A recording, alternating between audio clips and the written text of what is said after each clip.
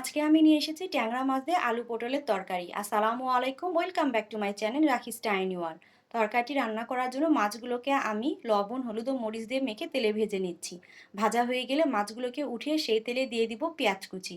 পেঁয়াজগুলো golden brown হয়ে আসলে এতে দিয়ে দিব সামান্য পরিমাণে পানি, আদা রসুন বাটা, লবণ, হলুদ গুঁড়ো ও মরিচ গুঁড়ো দিয়ে এটাকে কিছুক্ষণ কষিয়ে নিব। কষানো হয়ে গেলে আগে থেকে কেটে রাখা আলু ও পটল দিয়ে দেব।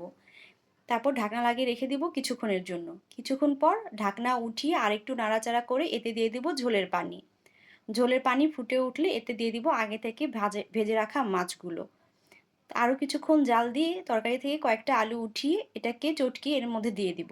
এতে করে ঝোলের স্বাদ বেড়ে যাবে বহুগুণে এবং নামানোর আগ দিয়ে সামান্য পরিমাণে ভাজা জিরে গুঁড়ো ছিটে দিব। ব্যাস রেডি হয়ে গেল আমাদের মজাদার ট্যাংরা মাছ দিয়ে আলু পটলের তরকারি। আশা করছি রেসিপিটি আপনাদের ভালো লেগেছে। ভালো লাগলে like, comment and subscribe my channel. আল্লাহ হাফেজ।